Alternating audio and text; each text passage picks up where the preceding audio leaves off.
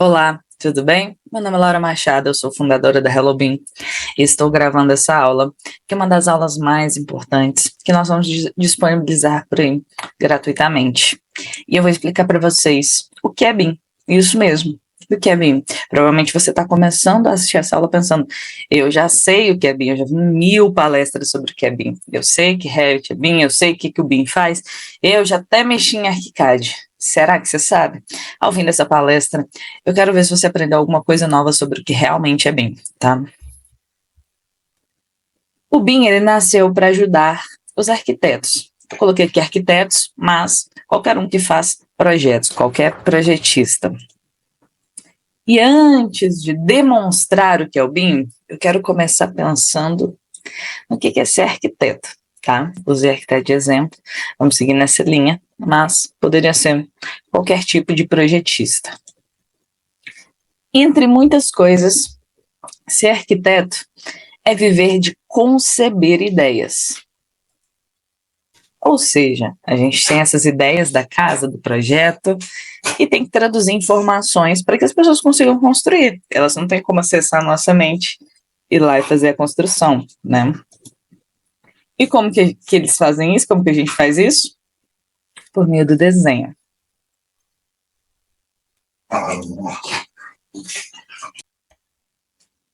O que é o desenho para a gente? Bom, a gente, como arquiteto, a gente vive de dar, né, dar ideias, assim, simplificadamente.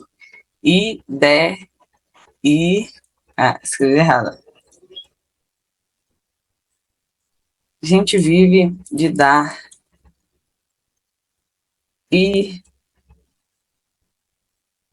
ideias, certo? Aí o cliente chega, né, e vai me perguntar, Laura, eu gostaria de comprar a sua ideia. Eu digo, claro, certamente. Mas como?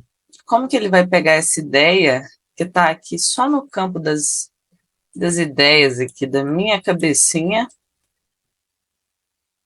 e transformar em algo útil para o meu cliente? Bom, a gente começa a perceber uma coisa. A ideia, ela tem que se materializar, né? Ela tem que virar matéria. E como que vira matéria? Como uma ideia vira matéria? Eu poderia falar, né? Poderia vir aqui, falar, né? Ah, eu quero fazer aqui uma janela em fita, eu quero fazer uma abertura linda, e é assim que vai fazer. Mas você concorda que isso abre para muita interpretação? A pessoa ela vai ouvir e vai entender do jeito que ela entender, né? Então, eu não tenho muito controle sobre essa entrega. E a gente, como projetistas, principalmente arquitetos, a gente usa de outra forma, que não é a fala. A gente usa do artefato do desenho. Tá? E o desenho, ele é a forma mais segura que a gente tem de materializar as nossas ideias. Afinal, quando a gente usa das regras de desenho que temos hoje, desenho técnico, né, a gente atribui sentido àquelas coisas. Então, assim, ó, se eu faço isso aqui, ó, se eu faço isso na tela e pergunto, pessoal, o que é isso? Aí muita gente vai falar, pô, é uma parede, porque eu já adiantei que é uma parede em planta. Mas outra pessoa pode vir aqui e pode falar, isso aqui é uma rua, isso aqui é um charuto. Então, o que realmente são essas 4 linhas? Essas 4 linhas são aquilo que eu atribuo valor a ela, aquilo que eu determino. Então, a gente começa a ver que quando a gente desenha, a gente faz uma convenção do que é aquilo esperado. Eu pego essas 4 linhas e falo, isso aqui, meus amigos, é uma parede, todo mundo acredita em mim, né? Então, isso aqui é uma parede e pronto. E tá tudo bem, é assim que a gente trabalha, né? Por meio do desenho. E, na verdade, esse desenho, essa ideia, né, essa materialização, basicamente, principalmente quando a gente fala de arquiteto, é quando a gente materializar no seguinte sentido. Nós vamos materializar no seguinte sentido. A primeira coisa que a gente tem que materializar da ideia é o design. É isso que as pessoas esperam da gente. E é isso que o cliente compra de nós. É um design. Mas cuidado, não é um design de interiores. É um design como verbo. Um design to design. To design.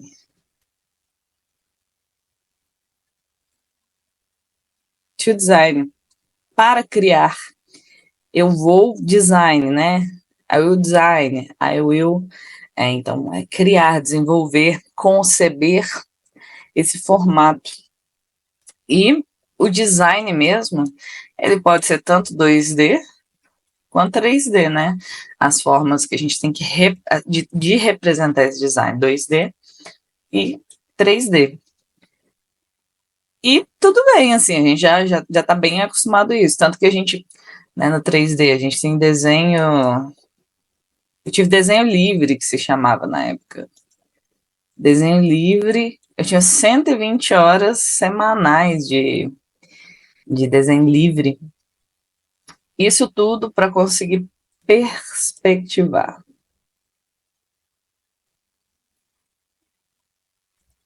Perspectivar essas ideias.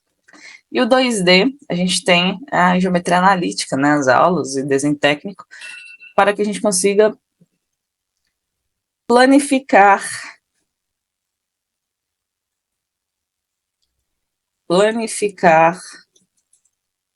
essa ideia, né? Normalmente a gente, quando a gente pensa no to design, a gente pensa naquela ideia 3D, volumétrica, e a gente começa a planificar, né? Por meio de quê? Por meio de plantas.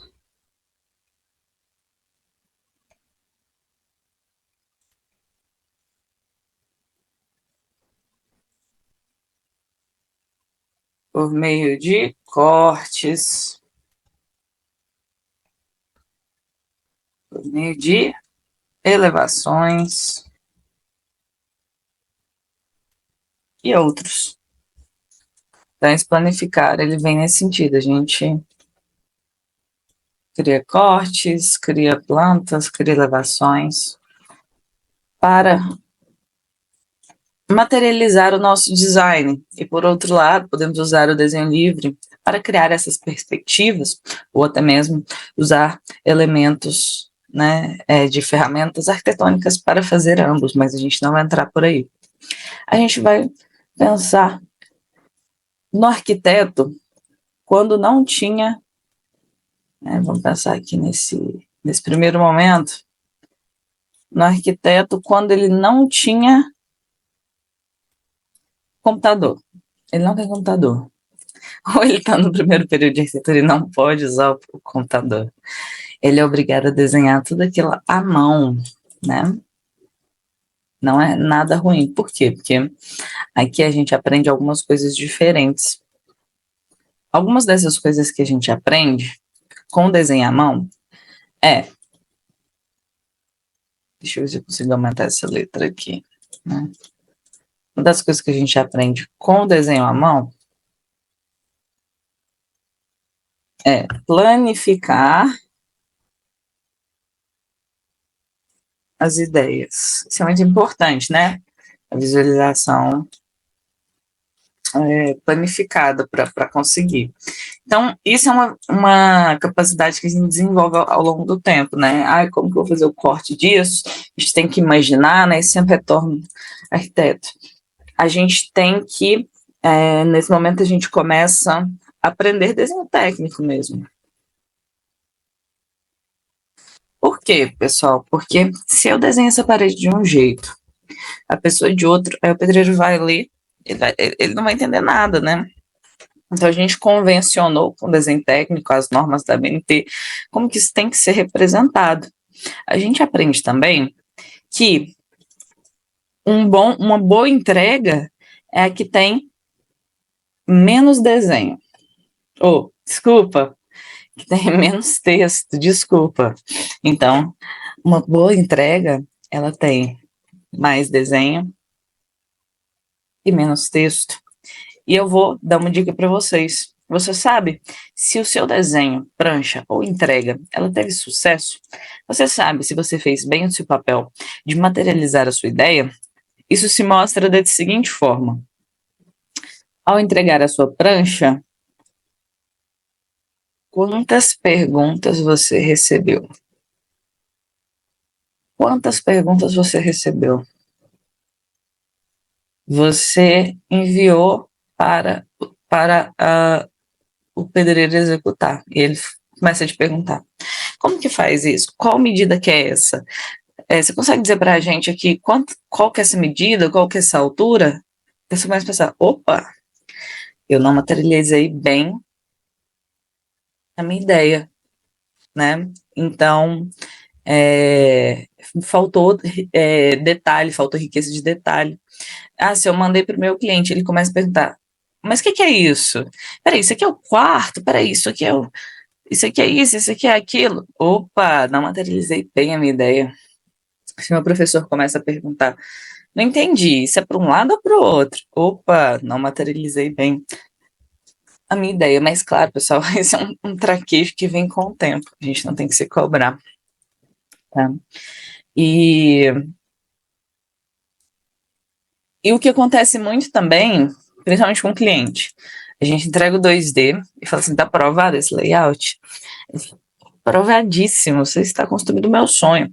Quando você faz os primeiros renders, quando você faz o primeiro 3D, né, seja a mão, né, vamos manter a mão aqui, por exemplo, né, vamos falar só a mão. Aí ele começa a falar assim: opa, não sei se eu tô gostando. Eu não sei se eu tô gostando muito disso aqui. Pode fazer de novo? Então, olha o que acontece. O cliente, ele não visualiza em 2D da forma que a gente visualiza. Ele, por mais boa vontade que ele tenha, ele não compreende. Quando que ele compreende? Ele compreende no 3D. Então, o 3D não é um capricho, é uma necessidade única, porque aquilo que a gente vê, a gente percebe. O que a gente percebe, a gente valida. E o validar significa positiva, claro, ou negativo. E se negativo, a gente altera 3D, altera 2D para apresentar nova ideia, para que o cliente veja, perceba, valide e aprove ou não. Entende? Então, assim, é nosso papel, né, que esse caminho aqui seja o mais curto possível. Afinal, nós estamos para servir os desejos e sonhos dos arquitetos, ou dos nossos clientes, né, como arquitetos.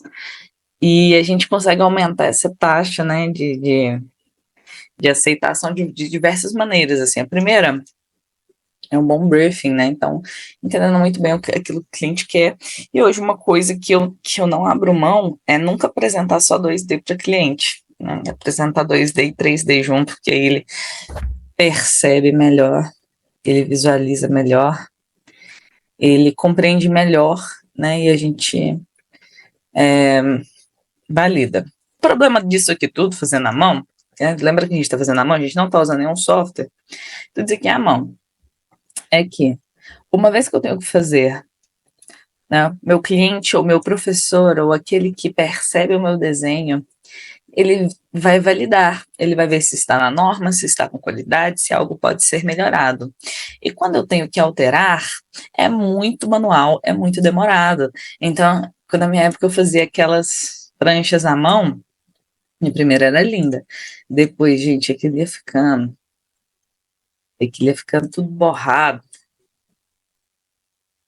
né? Ia ficando tudo sujo, ia rasgando, tinha hora que rasgava o negócio, né? Ficava podre. Por quê? Porque é papel, né? Então era difícil ir corrigindo e atualizando aquele modelo, aquele processo. E isso tudo era muito demorado. Às vezes eu ficava a noite toda para corrigir aquelas pequenas coisas. Então, ele era muito demorado, ele era muito artesanal. Então, fazer à mão era ruim? Não, não era ruim, só tinha suas limitações, certo? E a gente tem que partir daí para a gente seguir, tá? Ou seja, é um processo natural esse desenho, né? Essa quantidade de alterações, essas revisões, esse efeito é algo muito natural, faz parte do nosso ofício, né? Como projetista, como arquiteto. Mas, depois de tantas alterações, aquilo já está desgastado, não só o papel, quanto a gente mesmo como profissional. E mesmo com muita boa vontade, refazer manualmente é muito demorado, né? Na minha época, eu que sou uma pessoa que tinha uma dificuldade um pouco maior de me organizar perto do que as minhas amigas tinham, eu virava muitas noites, minha qualidade de vida era muito ruim, a ponto de ficar, às vezes, em situações mentais difíceis, né, só para conseguir fazer uma boa entrega. E o pior de tudo é que ainda era impreciso, é muito impreciso, então muitas vezes a gente deixava vários cálculos passar, várias alterações passar, eu modificava aqui, esquecia de modificar lá. E assim, então a gente começou a ver, a ideia, ela tem que ser materializada. A gente materializa primeiro tendo que descrever esse design.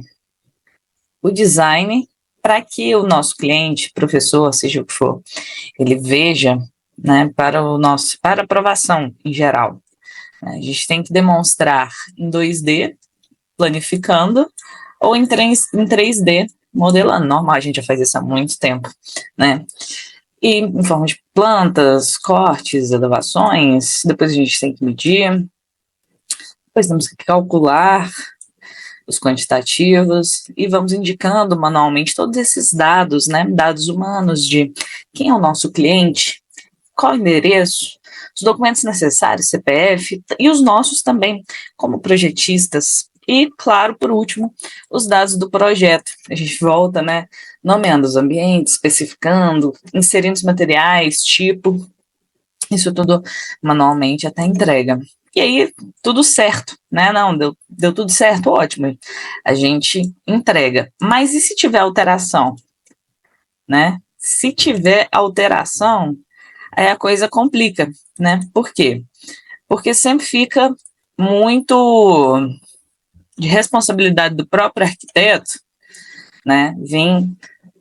Muda a ideia, muda o design, muda os cortes, depois que ele mudou os cortes, ou as plantas, depois ele dá para os cortes, depois para as elevações, depois ele confere, depois ele recalcula, depois ele muda isso, depois ele entrega, se tiver outra alteração, ele tem que fazer isso tudo de novo. Então, perceba que centraliza muito o papel dele como ponto de mudança